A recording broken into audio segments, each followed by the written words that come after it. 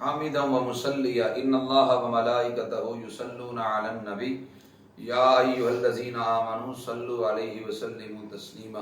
مل کے پڑھیے الصلاۃ والسلام علیک یا سیدی یا رسول اللہ وعلی آلک واصحابک یا سیدی یا خاتم الانبیاء والمرسلین۔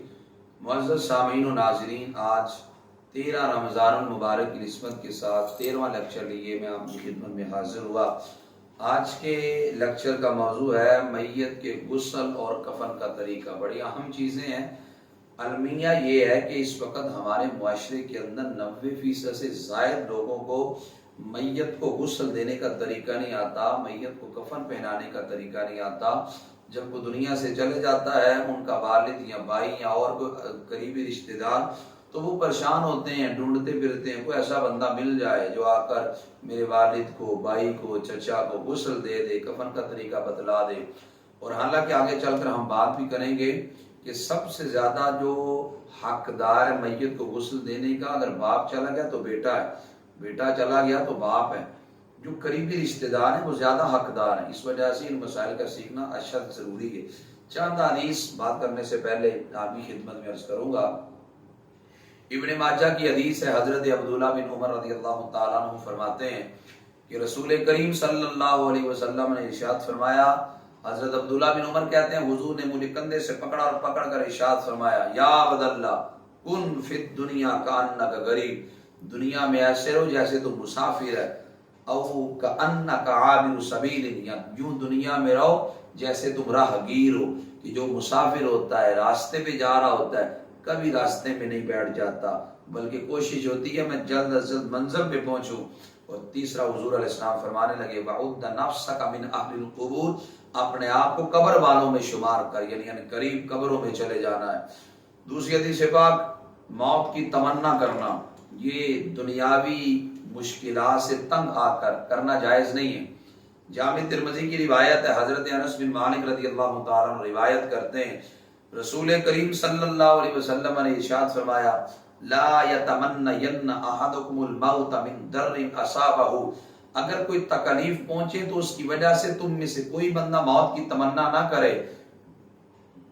فَإِن كَانَ لَا بُدَّ فَاعِلًا، اگر کسی نے موت کی تمنا کرنی ہی ہے تو حضور فرماتے ہیں وہ یوں کہے، اللہم احینی ما کانت الحیات خیر لی، اے اللہ جب تک میرے لیے زندگی بہتر ہے مجھے زندگی عطا فرما، وتوفنی اذا کانت الوفات خیر لی، اور اللہ جب میرے لیے موت بہتر ہے مجھے موت عطا فرما دے۔ وہ یوں دعا کرے۔ اور مسلم کی حدیث پاک ہے، حضرت جابر بن عبداللہ کہتے ہیں نبی علیہ السلام کے وصال مبارک سے 3 دن پہلے میں حضور کی زبان اقدس سے یہ فرمان سنا، رسول کریم صلی اللہ علیہ وسلم ارشاد فرمانے لگے، لا یموتن احدکم الا وهو یحسن الظن باللہ، او کما قال علیہ السلام، حضور فرمانے لگے کہ تم میں سے کوئی بندہ بھی جب دنیا سے جا رہا ہو وہ اللہ سے حسن ظن رکھتا ہو کہ اللہ بخشنے والا ہے۔ ایک انصاری قریب الموت تھا، رسول کریم صلی اللہ علیہ وسلم اس کے پاس تشریف لے گئے، نبی علیہ السلام فرمانے لگے تو اپنے نفس کو کیسا پاتا ہے؟ عرض کیا، آقا اللہ کی رحمت کی امید بھی ہے، اپنے گناہوں کا خوف بھی ہے۔ حضور فرمانے لگے جس بندے کے اندر یہ دونوں چیزیں پائی جائیں، یعنی خوف بھی اور امید بھی، حضور فرمانے لگے مرنے کے بعد اللہ اسے وہ چیز دے گا جس کی امید کرتا ہے، اور اللہ اسے بچا لے گا جس کا وہ خوف رکھتا ہے۔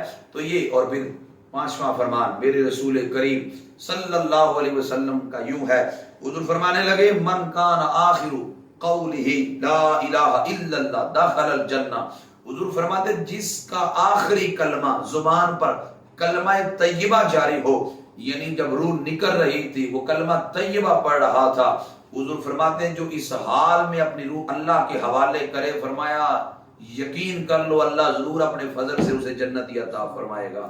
اور پھر جب موت آئے تو یاد رکھیں، جب موت کا وقت قریب آ جائے تو دائیں کروٹ پہ میت کو، جو کہ دنیا سے جانے والا ہے، جو شخص ہے جو قریب المرگ ہے، دائیں کروٹ پہ لٹا کے اس کا جو منہ ہے وہ قبلہ کی جانب کر دے، اور اس وقت اس کے قریب اسے کلمے کی تلقین کرے، اشہد ان لا الہ الا اللہ واشہد ان محمد رسول اللہ صلی اللہ علیہ وسلم، اسے کلمے کی تلقین کرے. تلقین کا یہ مطلب نہیں ہے کہ اسے کہیں تو کلمہ پڑھ، نہ اسے کہیں نہ، اس لیے کہ اگر اسے کہا گیا کلمہ پڑھ اور اس نے زبان سے معاذ اللہ انکار کر دیا وہ تو ایمان جانے کا خدشہ ہے. اس وجہ سے اس کے قریب کلمہ طیبہ کا خود ورد کیا جائے، اللہ نے چاہا اس کی زبان پہ بھی جاری ہو جائے گا. اور یہ جو تلقین ہے کوئی متقی کرے، پرہیزگار کرے.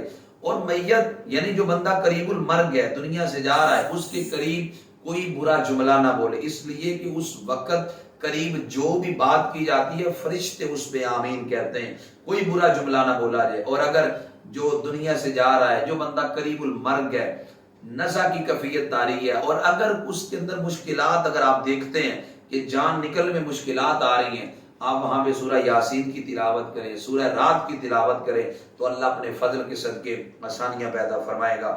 اور یوں ہی موت کے وقت حیض و نفاس والی عورتیں بھی قریب آ سکتی ہیں، لیکن جن عورتوں کا حیض و نفاس کا خون آنا منقطع ہو گیا، خون آنا بند ہو گیا ہو اور ابھی تک انہوں نے غسل نہ کیا ہو، وہ قریب المرگ شخص کے قریب نہ آئے. اور اسی طرح جو جنبی ہے یعنی جس پر غسل فرض ہے وہ بھی جو ہے وہ قریب المرگ شخص کے پاس نہ آئے. اور اسی طرح جب روح نکل جائے اس وقت ایک بڑی پٹی لے کر یوں جبڑے کے نیچے سے لے کر اور یوں سر کے اوپر سے باندھ دیں تاکہ جو میت کا منہ ہے وہ کھلا کا کھلا نہ رہ جائے، اور یوں ہی آنکھیں بند کر دی جائیں. اس لیے ایک حدیث پاک میں آتا ہے جب روح قبض کی جاتی ہے تو آنکھیں روح کا پیچھا کرتی ہیں، اس وجہ سے وہ آنکھیں اوپر کو دیکھ رہی ہوتی ہیں. تو اس وجہ سے جب روح نکل جائے تو فوری طور پر آنکھیں بند کر دی جائیں. اور یوں ہی جو ہاتھ ہیں یوں ان کو کروٹوں میں رکھ دیا جائے، اس لیے کہ بعض کا ہاتھ بھی اکڑ جاتے ہیں تو باپ کے اندر سیدھا کرنا ان کے لیے مشکل ہو جاتا ہے. یوں ہاتھوں کو سیدھا کر دیں اور پٹی باندھ دیں تاکہ منہ بھی بند ہو جائے اور آنکھوں کو بھی بند کر دیا جائے. اور اسی طرح جب جانے والا دنیا سے چلا جائے اس کے ذمہ اگر قرض باقی ہے، قرض کی ادائیگی میں حتی المقدور جلدی کریں، جتنی جلدی ہو سکتا ہے جلدی کریں، اس لیے کہ اس کے عمل زمین و آسمان کے درمیان معلق رہتے ہیں جب تک اس کی جانب سے قرضہ ادا نہیں کیا جاتا. اور میت کو آگے ہم بیان کریں گے نہلانے کا طریقہ کہ میت کو غسل دینے کا طریقہ کار کیا ہے. میت کو یاد رکھیں جو غسل دینا ہے وہ فرض کفایہ ہے، یعنی کچھ لوگوں نے بھی اگر غسل دے دیا تو باقی بری ذمہ ہے، اگر کسی نے نہ دیا تو پھر سارے گناہگار ہوں گے. اب غسل دینے کا طریقہ کار یہ ہے کہ سب سے پہلے جو تختہ ہے آپ نے اس تختے کو اچھی طرح دھو لینا ہے. تختے کو اچھی طرح دھو لینے کے بعد آپ نے میت کو لا کے جو نا وہ تختے کے اوپر رکھ دینا ہے. ہم آپ کو پریکٹیکل یہ بتائیں گے تاکہ آپ کے ذہنوں میں یہ بات محفوظ ہو جائے اور اس مسئلے کو سمجھنا آپ لوگوں کے لیے آسان ہو جائے. یوں آپ نے سب سے پہلے یہ یوں سمجھیے میرے سامنے تختہ پڑا ہے، یوں تختے کے اوپر لا کر آپ نے یوں میت کو لٹا لینا ہے. جب میت کو آپ نے لٹا لینا ہے تو اس کے بعد آپ نے چونکہ اس کے کپڑے اتارنے ہیں، لیکن سب سے پہلے کپڑے اتارنے سے بھی پہلے آپ نے میت کے اوپر یہ ایک بڑا کپڑا ڈال لینا ہے، کم از کم اس کا سطر چھپ جائے. سطر سے مراد یہ ہے یعنی ناف سے لے کر گھٹنوں سمیت، کیونکہ گھٹنے بھی سطر کے اندر شامل ہے، گھٹنے سمیت آپ نے کپڑا ڈال لینا ہے کہ اس پر جو نا وہ کسی کی نظر نہ پڑے. یوں آپ نے جب اس پہ کپڑا ڈال لینا ہے تو یوں آپ نے ہاتھ ڈال کر نیچے سے اس کا نالا کھول دینا ہے اور یوں آپ نے یہاں سے اس کی جو شلوار ہے وہ کھینچ لینی ہے. اور بعض بات یوں بھی ہوتا ہے جسم چونکہ اکڑ جاتا ہے کپڑے نہیں اترتے، اس صورت کے اندر کاٹنے پڑتے ہیں تو آپ کینچی سے کاٹ کے بھی یوں قمیض اور شلوار وغیرہ اتار سکتے ہیں. اگر شلوار اتر جائے، قمیض نہ اتر رہی ہو، بازو اکڑ جائیں، جسم اکڑ جائے تو آپ کینچی سے کاٹ کر بھی کپڑے اتار سکتے ہیں. جس وقت آپ نے میت کے کپڑے اتار دیے تو آپ نے ناف سے لے کر گھٹنوں تک کا جو حصہ ہے جسم کا اس کو ڈانپ کے رکھنا ہے. سب سے پہلا کام جو آپ نے کروانا ہے وہ آپ نے میت کو استنجا کروانا ہے. استنجا کروانے کا طریقہ کار یہ ہے کہ جو میت کا پیٹ ہوتا ہے آپ نے اس پیٹ کو تھوڑا سا ملنا ہے، یوں پیٹ کو ملنا ہے اور ملنے کے بعد آپ نے اپنے بائیں ہاتھ کے اوپر دستانہ چڑھا لینا ہے اور یہ آپ کو کفن کے اندر ہی ملے گا، آپ کو الگ لینے کی ضرورت اور حاجت نہیں ہے. آپ نے جب 2-3 دفعہ اس کو یوں ملنا ہے اور ملنے کے بعد یوں آپ نے تھوڑا سا چاہے میت کو سہارا دے کر اوپر کر لیں اور یہاں سے پیٹ کو نیچے کی جانب آپ نے دبانا ہے. جب نیچے کی جانب دبانا ہے تو آپ نے جو ہے وہ تھوڑا سا پانی بھی لگا لینا ہے اور یوں آپ نے اپنے بائیں ہاتھ کے اوپر اس کو گلوز وغیرہ کو، گلوز ہوں یا کپڑے کے ہوں، آپ نے ان کو چڑھا لینا ہے، اور چڑھانے کے بعد آپ نے اس کو جو ہے نا وہ استنجا کروانا ہے، یعنی جو نجاست وغیرہ نکلتی ہے آپ نے اس نجاست وغیرہ کو یوں نیچے سے صاف کر لینا ہے۔ یوں آپ نے دیکھنا چونکہ نہیں ہے، اوپر کپڑا ہوگا، نیچے سے ہاتھ ڈال کے آپ نے اس کو صاف کر لینا ہے اور پانی بہا دینا ہے۔ اگر تھوڑی سی ٹانگ اٹھانے کی ضرورت پڑے تو ٹانگ اٹھا کر آپ نیچے پانی بھی لگا لے اور نیچے سے صاف بھی کر لے، چونکہ یہ جو گلوز وغیرہ ہوتے ہیں، دستانے ہوتے ہیں، یہ آپ کو کفن کے اندر ہی 3 دیے جاتے ہیں، تو آپ نے حسب ضرورت 2 ہو 3 ہو 3 دفعہ کرا لے، تاکہ 3 دفعہ جو سنت ہے وہ ادائیگی ہو جائے۔ یوں آپ نے 3 دفعہ میت کو سب سے پہلے استنجا کروا لینا ہے۔ استنجا کروانے کے بعد آپ نے پھر میت کو نماز جیسا وضو کروانا ہے۔ وضو کے اندر کوشش کریں کہ نماز کے فرائض ہی، وضو کے جو فرائض ہیں وہ وضو کے فرائض آپ اسے ادا کر لیں۔ وضو کے 4 فرض ہیں۔ سب سے پہلے جو ہے وہ چہرہ آپ نے دھونا ہے۔ چہرہ جب آپ دھو لیں، چہرہ دھونے کے بعد پھر آپ نے کوہنیوں سمیت بازوؤں کو دھونا۔ کوہنیوں سمیت بازو دھونے کے بعد پھر آپ نے سر کا مسح کرنا ہے۔ سر کا مسح کرنے کے بعد آپ نے پاؤں کو دھو لینا ہے۔ پہلے دایاں پاؤں دھو لیں، پھر بایاں پاؤں دھو لیں۔ اور کلی وغیرہ کا معاملہ رہا، روئی وغیرہ ساتھ ہوتی ہے یا کپڑا وغیرہ ہوتا ہے، آپ اس کو گیلا کر کے یوں منہ کے اندر آپ جو ہوتے ہیں دانت وغیرہ اس پہ مار لیں، اور اسی طرح ناک کے جو نتھنے ہوتے ہیں آپ اس کے اندر وہ تر جو نا وہ داخل کر لیں، تاکہ جو اندر کے بال وغیرہ ہیں وہ تر ہو جائیں۔ جب آپ نے وضو کروا لینا ہے، وضو کروانے کے بعد پھر آپ نے جو نا وہ سر وغیرہ کو صابن وغیرہ اگر ہے اویلیبل تو آپ صابن وغیرہ لگا لیں۔ پھر آپ نے کام کیا کرنا ہے، میت کو بائیں کروٹ پہ آپ نے لٹا لینا ہے۔ میت کی جو بائیں کروٹ ہے یوں آپ نے یوں کو الٹا کرنے کے لیے آپ نے تھوڑا سا اس کا کپڑا یہاں پہ کر لینا ہے، تاکہ پیچھے سے جو نا وہ سطر ننگا وغیرہ نہ ہو، اور آپ نے اس کو میت کو یوں بائیں کروٹ پہ لٹا لینا ہے۔ بائیں کروٹ پہ جب لٹائیں گے تو اس کا دایاں حصہ اوپر ہو جائے گا۔ جب دایاں حصہ اوپر ہو جائے گا تو آپ نے یہاں سے اس کو پانی پاؤں تک اوپر لگانا ہے۔ پانی اتنا پانی آپ نے اس کے اوپر بہانا ہے کہ وہ نیچے تختے تک پانی بہہ جائے، اور صابن اگر اویلیبل ہے تو آپ اس کو صابن لگا کر اچھی طرح نیچے کپڑے کے نیچے کوئی پائپ وغیرہ کر کے یا کسی برتن کے اندر پانی ہے تو وہ نیچے سے پانی بہا لیں، اور یوں آپ ہاتھ وغیرہ بھی نیچے سے لگا سکتے ہیں۔ تو یوں آپ نے سر سے لے کر پاؤں تک 3 بار کم از کم پانی بہانا ہے اچھی طرح، کہ تمام جو اعضاء ہیں اور تمام جو بال ہیں وہ سارے کے سارے تر ہو جائے۔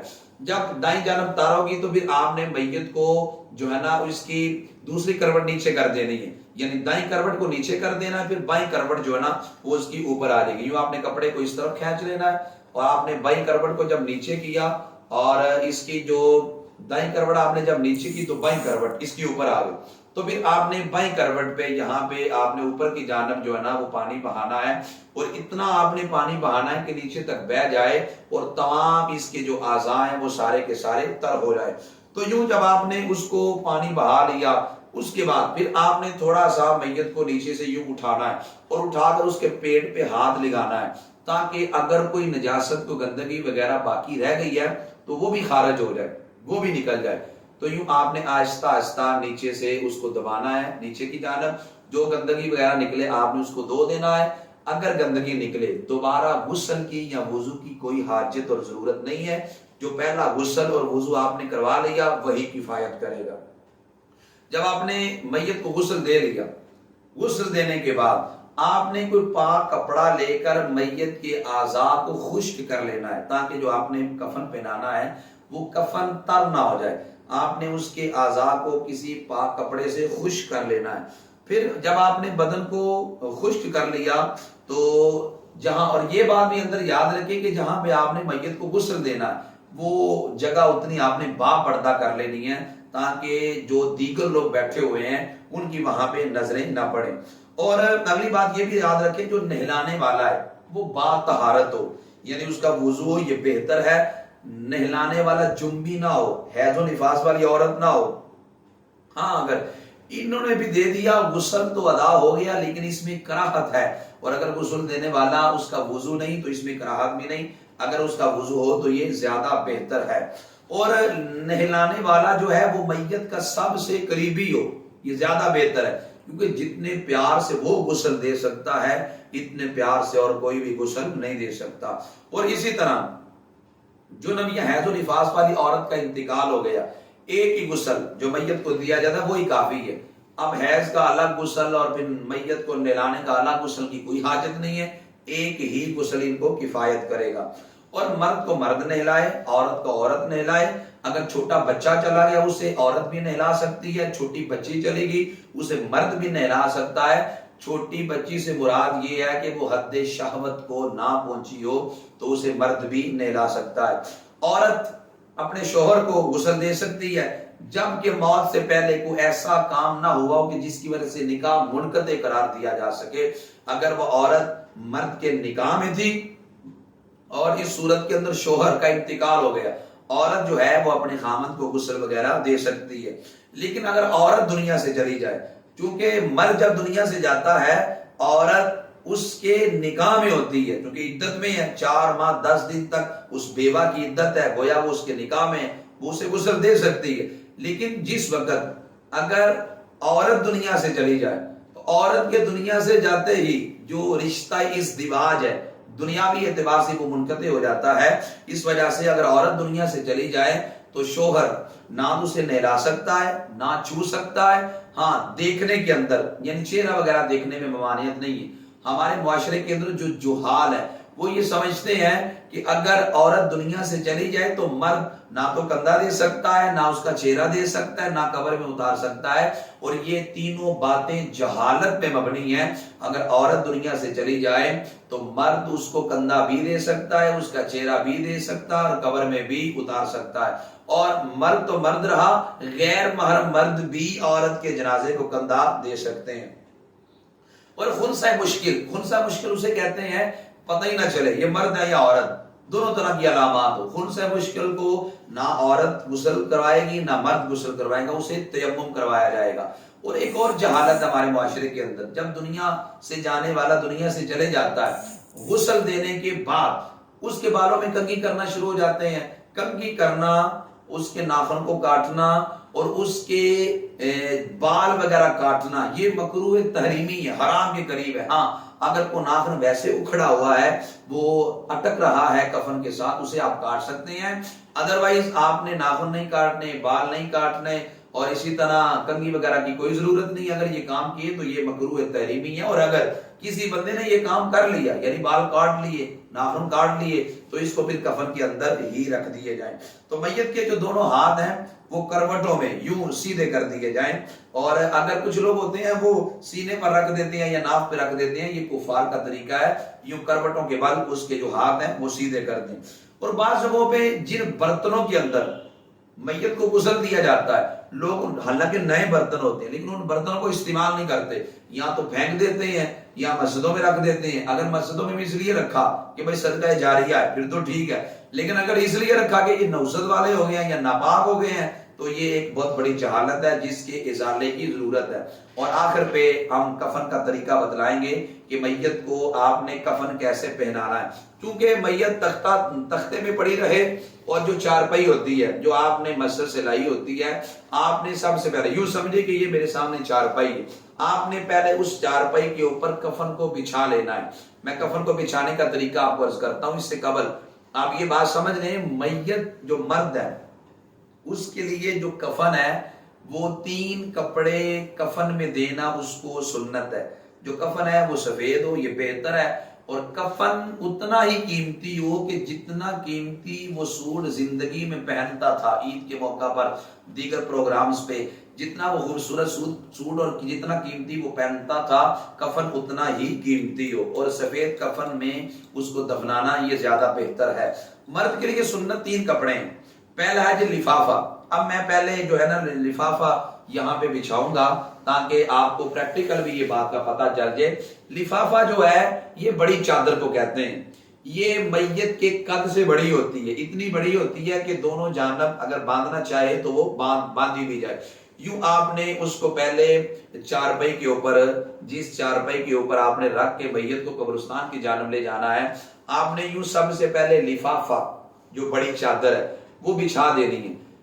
لفافے کے بعد آپ نے ازار بچھانا ہے. ازار یعنی تہمت جسے کہتے ہیں، وہ تہمت کا جو کپڑا ہوتا ہے وہ تہمت کا کپڑا بھی لفافے سے تھوڑا سا چھوٹا ہوتا ہے لیکن چوڑائی کے اندر جو نا وہ اس کے جتنا ہی ہوتا ہے. آپ نے یوں دوسرا جو ازار ہے جسے تہمت آپ کہتے ہیں آپ نے اس تہمت کو اوپر بچھا لینا ہے. اور جو تیسرا کپڑا ہے وہ قمیض ہے جسے کفنی بھی کہتے ہیں. آپ نے اس قمیض کو یوں پھر اوپر بچھا لینا ہے اور آپ نے اس قمیض کو یوں اس طرح بچھا لینا ہے. یہ دیکھیں یہ اندر کٹ بنا ہے یہ گلے جب آپ میت کو کفن کے اوپر بچھائیں گے تو ابھی میں بتاؤں گا یہ گلے کے اندر ہو جائے گی پھر یہ آگے پیچھے دونوں ہو جائیں گے. یوں آپ نے اس کو اوپر رکھ دینا ہے اور جب یہ کفن بچھا لیا آپ نے میت کا جو بدن تھا وہ آپ نے خشک کپڑے کے ساتھ پہلے پونجھ لیا اور پھر آپ نے یوں میت کو اٹھانا ہے. چند بندے لگ جائیں میت کو اٹھا کر وہ یہاں پہ لا کر جب رکھنے لگیں گے یہ جو اوپر قمیض پڑی ہے جسے آپ کفنی کہتے ہیں اس قمیض کا جو ایک حصہ ہے وہ آپ نے یوں پیچھے کر لینا اور یہاں پہ لا کے میت کو رکھ دینا ہے. جب یہاں میت کو رکھیں گے تو سب سے پہلے آپ اس کو قمیض پہنائیں گے جسے کفنی کہتے ہیں قمیض پہنائیں گے. یوں آپ یہ دیکھیں یہ جو کٹ بنا تھا یہ تھوڑا سا کپڑا چونکہ نیچے ہوگا ناف سے لے کر گھٹنا تک آپ نے ڈھانپنا ہے. یہ کٹ بنا ہوا ہے اس کو آپ نے یوں اس کے چہرے کے اندر ڈال دینا ہے اور یوں اس کا حصہ جو ہے وہ آ جانا ہے. چونکہ یہ جو قمیض ہوتی ہے یہ کندھوں سے لے کر گھٹنوں کے نیچے تک ہوتی ہے. جب آگے پیچھے آ گئی تو اس طرح آپ نے جو گیلا کپڑا ہے آستہ سے نیچے سے اس کو کھینچ لینا. جب آپ نے کپڑا کھینچ لیا قمیض اوپر آ گئی تو اس کے بعد اس سے جو نیچے تھا وہ ازار تھا جسے ہم تہمت کہتے ہیں. وہ ازار آپ نے اس کا پہلے بائیں سائڈ یوں آپ نے اوپر کرنی ہے اور پھر آپ نے دائیں سائڈ اوپر کرنی ہے. یعنی بائیں پہلے کر لیں گے تو دائیں حصہ خود بخود اوپر آ جائے گا. اور نیچے جو لفافہ تھا جسے آپ بڑی چادر کہتے ہیں اس کا آپ نے جو بایاں حصہ ہے وہ پہلے یوں اوپر کر لینا ہے اور اس کے بعد جو دایاں حصہ ہے وہ آپ نے یہاں اوپر کر لینا ہے. اور اس کے بعد یہ جو بند ہوتے ہیں یہ بند آپ نے یہاں پہ نیچے رکھ لینے ہیں. ایک یہاں پاؤں کی جانب تاکہ پاؤں کی جانب سے باندھا جائے اور ایک یوں کمر کے اندر آپ نے رکھ لینا ہے تاکہ کمر کے اندر اس کو باندھا جائے اور ایک آپ نے رکھ لینا ہے یوں سر کے اوپر تاکہ وہ سر کے اوپر کی جانب سے باندھا جائے. آپ نے یوں اس کو یہاں پہ رکھ لینا ہے اور یوں پھر آپ نے اس کو جو نا وہ باندھ دینا ہے. پہلا آپ نے یوں یہاں پہ اس کو گرا لگانی ہے. یہاں گرا لگانے کے بعد پھر آپ درمیان والے بند کو جو نا وہ گرا دے دیں. یہاں گرا دینے کے بعد جو نیچے آپ نے بند رکھا ہے آپ اس کو گرا لگا لیں. اس کو جب آپ نے گرا لگا لینی ہے تو یوں جو نا وہ میت کا جو منہ ہے آپ وہ کھلا کر کے یہاں سے آپ پھول وغیرہ جو بھی آپ نے ڈالنے ہو آپ یہاں پہ پھول وغیرہ ڈال سکتے ہیں. اب یہ جو میں نے عرض کر دیا یہ میت کو کفن پہنانے کا آسان سا طریقہ تھا تاکہ ہمارے نوجوانوں کو میت کو کفن پہنانے کا طریقہ بھی آ جائے. یہ تو تھا مرد کے لیے کفن پہنانے کا طریقہ مرد کو کفن کیسے پہناتے ہیں. اور مرد کے لیے جو کفن ہے اور اس کے اندر 3 کپڑے دینا اس کو سنت ہے لیکن عورت کا جو کفن ہے اس میں 5 کپڑے سنت ہوتے ہیں. 3 تو یہی کپڑے یعنی ایک لفافہ ایک تہمت اور ایک قمیض 3 تو یہ کپڑے 2 اضافی ہوتے ہیں. ان میں سے ایک ہوتی ہے اوڑھنی ہوتی ہے جسے آپ دوپٹہ کہتے ہیں. اوڑھنی ہوتی ہے اور ایک سینہ بند ہوتا ہے جو کہ سینے پہ رکھا جاتا ہے اس کے لیے 5 کپڑے سنت ہے اور مرد کے لیے 3 کپڑے سنت ہے.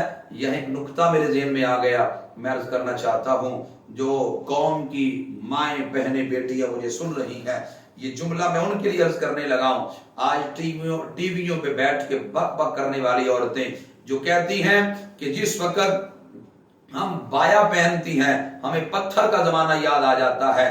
عورت اگر ایک کپڑا ایک بایا تو برداشت نہیں کرے گی تو مرنے کے بعد 5 کپڑے کیسے برداشت کر سکے گی. اور جو عورتیں زندگی کے اندر بایا ایک کپڑا برداشت کرتی ہیں مرنے کے بعد 5 کپڑوں میں رہنے کی بھی اللہ انہیں ہمت عطا فرما دیتا ہے. پھر قبر میں جب جاتی ہیں تو دل کو قرار اور سکون ہوتا ہے. قبر میں اللہ ان کو اعلیٰ زندگی عطا فرماتا ہے. اس لیے آج ایک دوپٹہ لینا تو آسان ہے مرنے کے بعد 5 کپڑوں میں تمہیں دفن کیا جائے گا. اس لیے اپنے پردے کا اہتمام کریں. تو کفن پہنانے کا جو طریقہ تھا وہ میں نے آپ کو عرض کر دیا اور میت پر پھر جو کچھ خرچ کرنا ہے. اور آخری بات میں عرض کر رہا ہوں وہ بڑا اہم مسئلہ ہے وہ اور کر لیں. میت کو جب دفن کر دیا جاتا ہے تو بعد کے اندر اسی وقت بھی بعد میں دور سے آئے مہمانوں کو کھانا کھلایا جاتا ہے، پھر اگلے دن یا 2 دن کے بعد کل شریف کا ختم ہوتا ہے، پھر 3 دن کے بعد تیجے کا، 10 دن کے بعد 10ویں کا، 40 دن کے بعد 40ویں کا۔ عموماً ہمارے ہاں ہوتا یوں ہے کہ جو بندہ دنیا سے چلے جاتا ہے، باپ دنیا سے چلا گیا، ساری دولت باپ کے پاس ہی ہوتی ہے، تو ابا جی کے دنیا سے جانے کے بعد وہ جو ساری دولت ہوتی ہے وہ بیٹوں کے ہاں آ جاتی ہے۔ بیٹے کیا کرتے ہیں، اسی رقم سے جو نا وہ 40واں بھی کروا رہے ہیں، کل بھی کروا رہے ہیں، 10واں بھی کروا رہے ہیں۔ یاد رکھیں یہ اس صورت میں جائز ہے جب دنیا سے جانے والے کی کوئی اولاد نابالغ نہ ہو، پھر جائز ہے۔ اور مسئلہ سنیے گا، اگر جو دنیا سے چلا گیا اس کا ایک بیٹا بھی اگر نابالغ ہے، اس صورت کے اندر میت کے پیسے آپ خرچ نہیں کر سکتے، اس لیے کہ اس کے اندر نابالغ کا حصہ بھی ہے، اور نابالغ اگر اجازت دے بھی دے تو اس کی اجازت معتبر نہیں ہے، چونکہ وہ نابالغ ہے۔ بالغ ہونے کے بعد اگر وہ اجازت دے گا پھر وہ پیسہ آپ کسی معاملات میں صرف کر سکتے ہیں۔ تو اس لیے ہمارے ہاں 40ویں میں، 10ویں میں، 7ویں میں اسی سے لنگر پکا کر تقسیم کیا جاتا ہے، جبکہ مرنے والے کی اولاد کے اندر نابالغ بچے بھی ہوتے ہیں تو نابالغوں کے ہوتے ہوئے اس مال کو صرف نہیں کیا جا سکتا، اگر کریں گے تو یہ حرام ہے۔ ہاں ذاتی مال اگر اس کا ہے تو ذاتی مال سے وہ صرف کر سکتا ہے۔ تو میں نے جو غسل کا، کفن کا طریقہ آپ کی خدمت میں عرض کیا، خدا را اس کو یاد کریں، اس کا پریکٹیکل خود بھی کریں تاکہ آپ کو یہ بات سمجھ آ جائے اچھے طریقے سے۔ دنیا سے ہر ایک نے جانا ہے، یہاں بیٹھنے کے لیے کوئی نہیں آیا۔ ہمارے دادا پردادا دنیا سے چلے گئے، چلے ہم نے بھی جانا ہے، کم از کم جو دنیا سے جائیں ہم غسل دینے کے خود قابل ہوں، انہیں کفن پہنانے کے خود قابل ہوں، انہیں جنازہ پڑھانے کے خود قابل ہوں۔ اور میں تو اکثر کہتا ہوں جتنی محبت کے ساتھ والدین کا جنازہ بیٹا پڑھا سکتا ہے، کائنات میں اتنی خوبصورتی سے کوئی نہیں پڑھا سکتا، اس لیے یہ قریبیوں کا حق ہے، وہی ادا کرے تو اس میں دین کی خوبصورتی ہے۔ دعا کرتا ہوں اللہ مجھے اور آپ کو توفیق عمل عطا فرمائے۔ وما علیہ الا البلاغ المبین۔